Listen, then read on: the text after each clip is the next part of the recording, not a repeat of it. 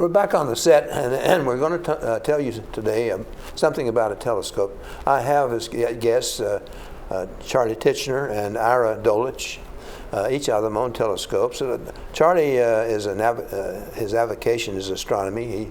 He owns a telescope and he brings it out. As a matter of fact, he advertises it over Grix every once in a while and says, "Hey, I'm going to set the telescope up tonight if you want to come out and see it." And he is a part-time instructor at Marymount University still. Ira, his avocation is astronomy. He owns a telescope that he makes available also for residents to see. But he's fully retired. Both are residents of Green Spring. Charlie's been here about 4 years, and Ira's been here 3 years. So, Charlie, would you start us off and tell us some of the basics of the telescope, how it works? Be happy to. There are basically three kinds of telescopes. If you rewind back to the time of the Renaissance, the time of Galileo, the first telescopes were called refractor telescopes. You've got a lens, something like this, and the lens focuses the light. And Galileo is about 1600, right? Yeah, early 1600s.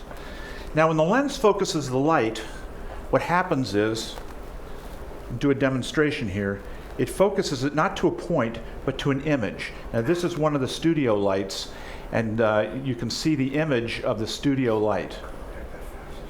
And this is good enough for here, but it shows the image of the studio light. Now, once you have that image, the second thing you do is you take a magnifying glass, and you hold that magnifying glass behind the image, and then that makes the image bigger. So if you have an image here, you could take the magnifying glass and put it here. This is called an eyepiece. And depending upon the type of eyepiece that you have, you can get maybe 50 magnification of, say, 50 power, 100 power, or 300 power, or so forth. So it's really the eyepiece that gives you the magnification, is that? I'll get into that a little later. Oh, okay. It's a combination of the lens and the eyepiece. Oh, all right. It gives the magnification. Good. Now, unfortunately, in Galileo's time, they ran into a problem. When the lens focuses the light, it really doesn't focus it at one point here. The blue light focuses here, and the red light focuses here. So when you get the best focus right here, you really get a combination of red and blue around that, so you get purple. That's called chromatic aberration, and it really eliminated a lot of the detail that you could see.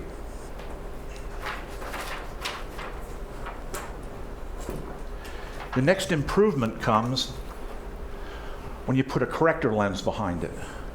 Now, with the corrector lens behind it, you can see that the red and the blue focus at the same point. And this has the regular lens in front and the corrector lens behind it. I can show this to you if you can just see. You can see that it's really two lenses on that one. Absolutely. Yeah. That has two lenses on it. This is called an achromat, and with that you get practically no false coloring at all. Now, sometimes they'll put a third lens behind it, and it gets an even sharper picture. Now, the advantages of this kind of a refractor telescope is that you get extremely sharp images. There's another advantage, and I'll get into some more about this later on, but when you take it outside, especially you have your telescope inside and it's about 70 degrees in the winter, and you take it outside and it's about 40, you don't have to worry about the temperature change too much. I'll get into temperature change a little bit more later on, but you can use it right away. Now, there's some disadvantages. The glass here has to be absolutely perfectly clear. You've got to have the highest quality glass that's available because the light's going through the glass. And the second thing, you've got 1, 2, 3, 4 sides of lens that you've got to grind those to a specific shape, and you've got to be within, like, we calculated this earlier, I think like 1,000th or a 10,000th of a width of a human hair. It's got to be that accurate. That can make it very expensive. So refractor telescopes are usually very expensive. Now, Isaac Newton came up with a different kind of a telescope.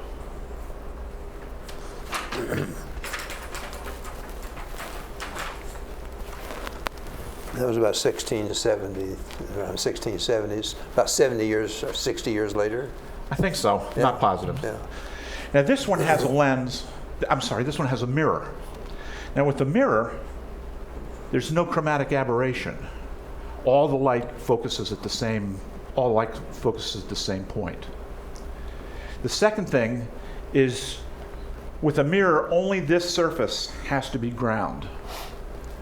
So it's, instead of 4 surfaces, you only have 1 surface to be ground, so it's much, much less expensive. And thirdly, this glass here, there's no really quality requirement at all because the light's not going through the glass. A lot of times you use Pyrex glass for a reason I'll get into in a second, but you don't have to. So the quality of the glass doesn't really have to be terribly important because the light's not going through it, so this setup can be much less expensive. For the same amount of money, you can get a very, very large telescope, a reflector, for the same price as a relatively small telescope.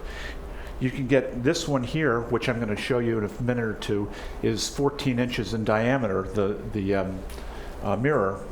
This would cost about the same amount as a refractor, about 5 inches in diameter. You still have to have the same accuracy in grinding the glass? The accuracy here is still the same. No. The accuracy is still the same. Now here's the advantages: much, much less expensive. Disadvantages, oh, and the second advantage is there's no chromatic aberration. Disadvantage, when you take it outside, the mirror here, there's no corrector plate. So as the mirror, if it's 70 degrees inside and you take it outside and it's 40 degrees, the mirror starts to contract.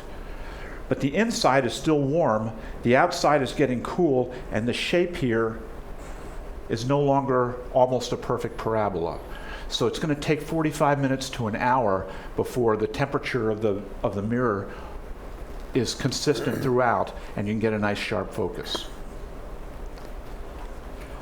And again, we're talking about the thousandth of a hair. Yeah, much smaller. It's hard to imagine. It's extremely small. The accuracy is extremely small. So this is what a reflector telescope looks like.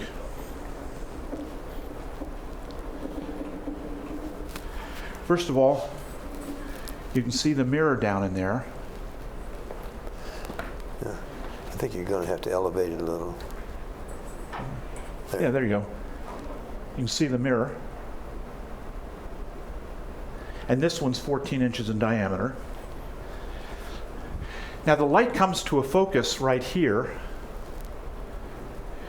If I put my eyepiece right here, my head's in the way. So right over here on the side, you have a little side mirror which deflects the light out to the side, out to here.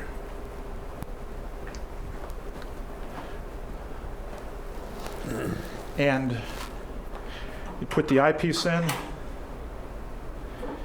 and then this is what's called a finder telescope up here. This is like a gun sight. It's exactly the same as a gun sight.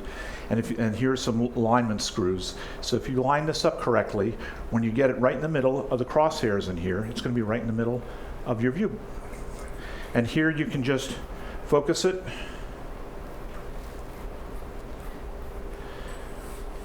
And that's how we do it at night. We're up on top of the garage over by Village Square.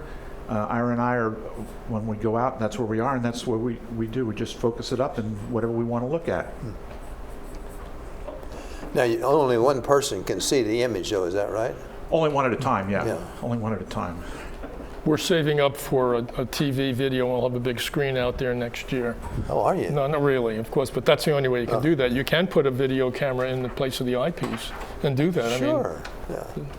So if you put the video camera in place of the eyepiece, it projects on. Projects it right onto your TV screen. And so everybody can see it. Yeah. Well, that'd be interesting. Well, maybe we'll put that in a budgetary request.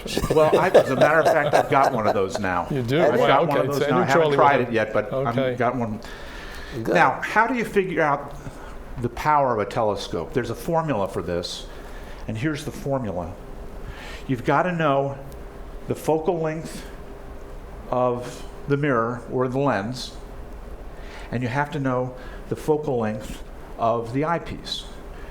So if you have, for example, a lens that has a 50-inch focal length, in other words, from here to here is 50 inches, and you have an eyepiece that has a 1-inch focal length, you just take 50 divided by 1. It's the focal length of the objective over the focal length of the eyepiece, and that would be 50 power. If I would put in this telescope what I have now, what I just showed, what I just set up with you, the focal length of the mirror is 1650 millimeters. The focal length of the eyepiece was 18 millimeters. So if I take 1650 divided by 18, that's 92 power. If I would put that same eyepiece into Ira's telescope, his is 1250 focal length, and that would be 70 power. So what do we mean by power, Charlie? How much are you magnifying it? Oh, okay, 90 How times. much closer? In other words, 90 times if...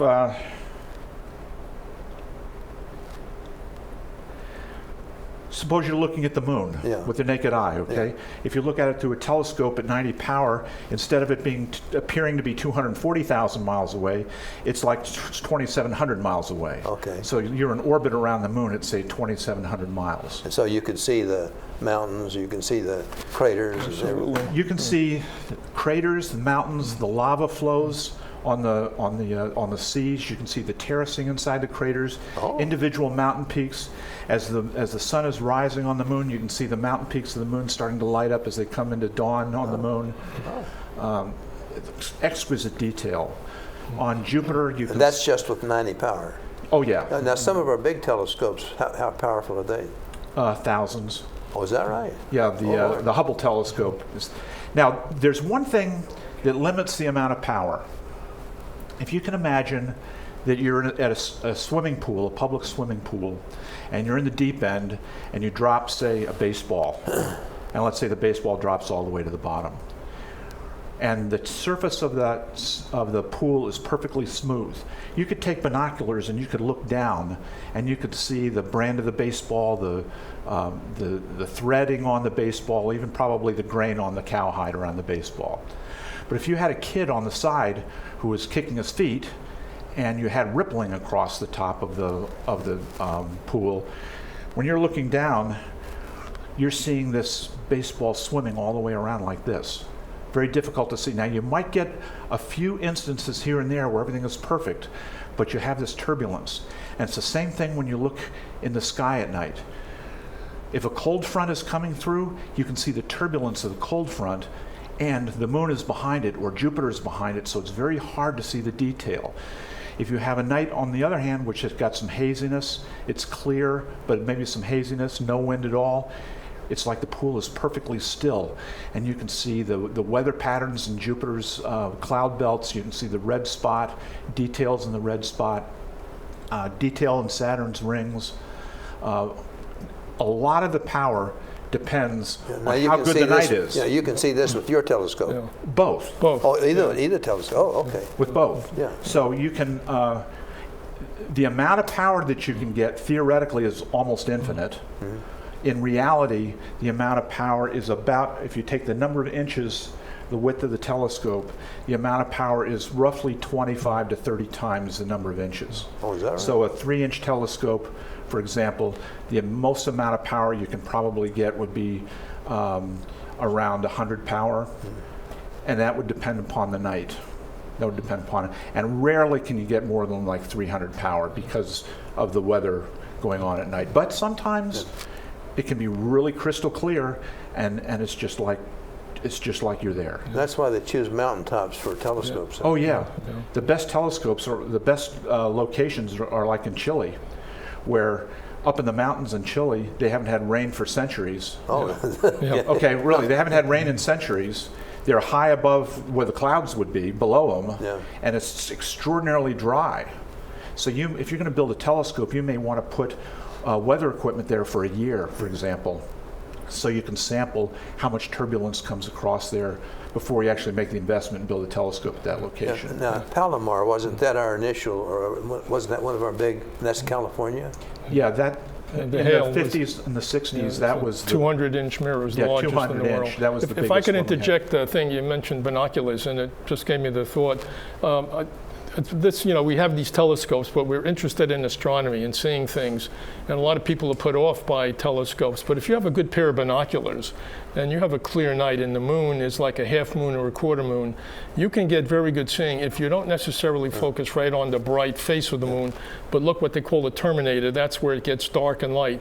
And if your hands are steady enough, you can actually see a little bit of the crater sticking up in your eyepiece. Absolutely. Or the binocular. Oh, is that so you right? don't need a big telescope. You We're need talking about an 8-power binocular? I would say 8 to 10 power binocular. Yeah. A good, but again, it depends upon the glass. It's not just the power; it's the optics, the clarity Okay, of the glass, right. and everything. No one ever gets so this is 100 power, but if it's got crummy glass, it doesn't make a difference if it's 1,000 power. Yeah. It's- You can see 4 of Jupiter's moons through a good pair of binoculars. Oh, is that yeah, right? Right. Yeah. You can see the disk of Jupiter and 4 of the moons. Right. I guess that depends on how still you hold it, too. Well, Well- you've got to, if you hold it up like against the side of a tree or something, Yeah. or the side of a, side of a building, Yeah. that's good enough Yeah. usually. Or rest your hands on the roof of a car, even. If Rest you your hands want on the roof of a car, sure. Yeah, Yeah, that would be absolutely. I've good. done that. That- sure. that'll Gives you work. good height. Yeah. Yeah. That'll work So too. those will work. It's a good start to give you a sense of what you're really looking at and what we feel like when we see this stuff. And I'll talk about it Yeah. when I show some images later. Okay. Well, let's talk about cost just a minute, because you said they'd gotten cheaper. Well, how cheap is cheap? Well, if you go to a department store or you go to a toy type store, you can get a very inexpensive telescope. That's the one that you pull out? No, it'll be on a stand. It'll be on a stand. Yeah. It'll advertise high power, Yeah. and the quality of the glass will be terrible. Yeah. So you look through it a couple of times and then you throw it away. So you need to go to a scientific company, like Iris has Yeah, got Meade, yeah, for yeah. example. This one is Orion. There's Yeah. several scientific companies that are very reputable. So you can get started probably, I would say, what, $250 I would say, for like yeah. a third grade kid or a Yeah, fourth right. grade kid, something like that. Yeah. That would include a tripod? Tripod, eyepieces, telescope. Yeah. You'd see Saturn's rings. You can see 4 of Jupiter's moons, cloud belts on Jupiter. You can see Uranus. You can see Neptune. Well, how do you know how to point that? I mean, you got to find them in the sky, so that's not all that easy. Well, there are 2 things that you can do. I mean, you've got a spotter scope, but you have to know where to point it. Well, you have an atlas, a sky atlas. Oh, So you've got, say you've got the constellation Orion, and you want to get the Orion Nebula. So it's 3 stars, and just go down a little bit from the middle star, Yeah. and you take the spotting scope, and you'll see the nebula. okay. And there's another way of doing it. I got it showed there? you this yesterday. This was the sky view, remember? You take Okay. this out and you point it to any point of the sky, Yeah. and it will pick up. And this, don't forget, this is a GPS unit also. It identifies the coordinates, and it'll show you what you're looking at. And it'll tell you. It'll tell you, and This it is plays nice Orion, music huh? in the background. Yeah. Or this is Mars, this is Saturn, or a particular star. Yeah. I've just, it's amazing what it'll do. I mean, it's really incredible, and it's on your cell phone. Yeah. If I don't want to. This is. Yeah, I don't know how well you can see this here. I was going to talk about that later. Yeah. That's okay. Yeah, I'm going to let's set set my circles, cycles. okay. Yeah, suppose Ira Yeah, well, tells this is us. the third way of doing it here. Yeah. Ira will show you that in a minute. But Well, just if you can't get, but I'll show you. This is showing. Yeah, these are the constellations anyway. Oh, okay. There's Gemini. Yeah. Now we're not looking at it, but this is giving you an idea what it'll do. So Yeah, okay. you don't have to know anything really, except have Yeah, a good you cell had something else to. no, that's it. The Sky Atlas is one. Yeah. That's before GPS came in. Yeah. But and that is then GPS. using the GPS, and then with the Sky Atlas, everything has coordinates in the sky, just like every city Sure, has coordinates on the Earth. Yeah. So That's every object spherical has geo- coordinates in Yeah. the sky. Yeah. So you can, Ira will show you this in a second here, but you can set the coordinates on the telescope, and then if you aim the telescope to the North Pole, and then you set the coordinates there, then you can get it right in the middle of your field of view also. Okay. But Okay. I defer to. Yeah. Sure. Go ahead, tell us I'm about going to get up alongside my telescope. Remarkable as it may seem. yours looks like it's much easier to carry. Well, it's pretty heavy actually, and that's one very important point. It has a very sturdy mount. Remember Charlie's point about vibration. Yeah. It's the same thing about this tripod. I don't want to jump to that now, but this is a special astronomical tripod. It's very heavy to sort of smooth out vibrations, and yet when we're in the garage, sometimes people walking by that transmits the vibrations. Is that right? But they're damped out by this is a very specific mount. The point I wanted to make about this telescope, remarkable as it may seem, it's really the kid brother of Charlie's telescope. We have the refractor telescope, which was the lenses, the reflector, and this sort of marries everything. The fancy name is a catioptic type of thing, so it has a couple of things in there that Charlie's doesn't have. But if you can look down the throat, and let me make sure I turn this in the right direction, and you can see, so we have a piece of glass in front. This is a lens, and this emits the light just like it goes down through Charlie's. And there is a mirror back here. And if you remember your high school physics, we had two types of mirrors of glass. We had convex and concave, and these are concave. And it focuses the light that comes in here to another mirror, which is right on the front. That's this little gizmo right here. And this takes the image further back, puts it through a prism, and then puts it up through my eyepiece, and that magnifies it, and that's what I see. So with all the fancy names that these kinds of telescopes have, it's called folded optics. You can see the big advantage is it's probably, I'm going to estimate, maybe a 16th the size of yours, maybe a 32nd the size, but it only loses about a quarter of its its image and light gathering capabilities. That's sort of like the eye test when you're in an optometrist's office and he uses mirrors to give you 20 feet when it's not 20. Oh yeah, well it's the same idea, right? Yeah, same idea. Yeah. So it's the same idea. And just one other thing, he has a spotting scope on his. Again, that's what I have. So this little box is my spotting scope, but it has a little higher tech kind of thing in it. It has two illuminated bullseye circles on it. So when I get something between those bullseye circles, these are perfectly aligned with the barrel of my telescope. That image should be exactly in here. You can't see the bullseye, and it comes up in it's like a bomber's or a gun sight. Oh, okay. And it's very, very good, because trying to find something just looking through your telescope without a spotting scope is very difficult, unless you're really into astronomy and you use these so-called setting circles. So this is just. So could you turn the telescope? Yeah, I'm going to turn it here. You'll see there's a scale on there, okay, and that of course would do the up and down elevation of the telescope. And over here I also have a scale. Now using that atlas that Charlie referred to, you can get those numbers, dial them into there, and if it's perfectly aligned, then with the North Star, you will have that image in your telescope. And that's the way we used to have to try to find them. The other new gadget with telescopes is something that they have a computer basically built into your scope, or motors, that is hooked to an app on your phone like the one we had, and you just put what you want to see on there, assuming your telescope is perfectly aligned, and you'll watch your telescope move to the proper angle and attitude to see this. Well, how difficult is it to aim your to align it? This one with the spotting scope was very difficult without it. I had a very very cheap spotting scope in here, and I took it out and I got this at Charlie's recommendation, and this is wonderful.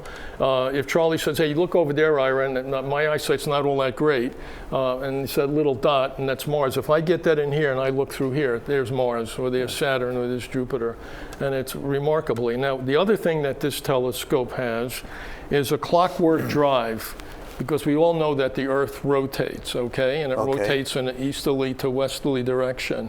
That's why we have our sunrises in the east and west. I sometimes get into arguments with people about that, but in any event.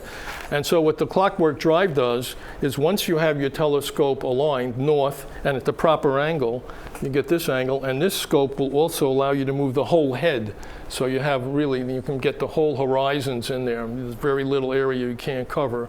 And turn on the clockwork drive, it will compensate for the motion of the Earth. So Oh, is the that image always stays in your eyepiece. Oh. All right, and the advantage of that is you're not always shifting it. Secondly, if you're into taking photographs for your telescope and you need a longer exposure time, it'll just keep it there for that exposure time that you have. And Now, this with has Charlie's telescope, he had to physically move it? yes. With this one, it is not set up with a clock drive. Yeah, so you had to physically move it. I just have to nudge it a little bit. It's not a big nudge, but I do have to nudge it every so often. Yeah.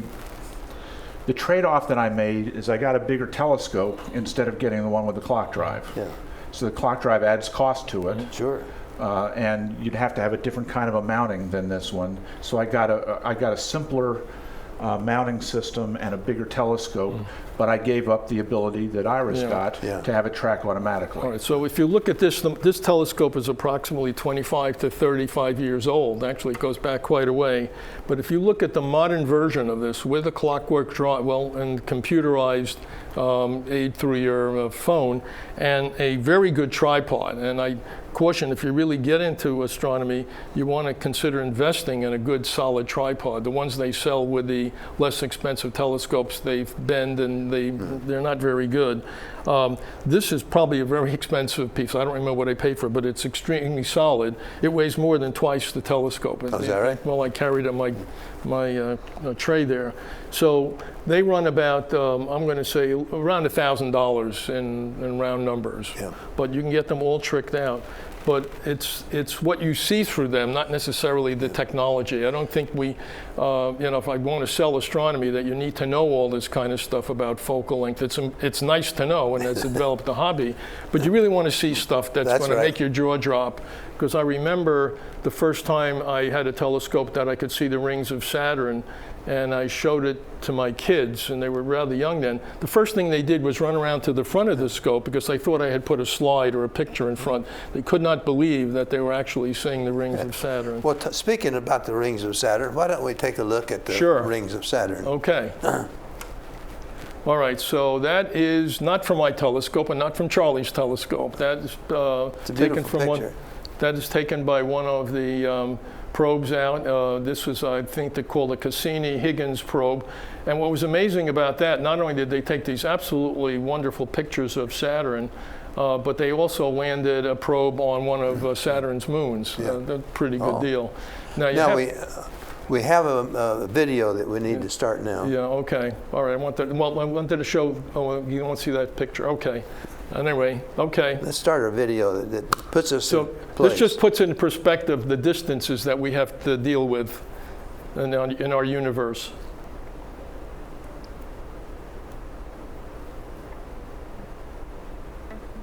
Do we have the video? There we go.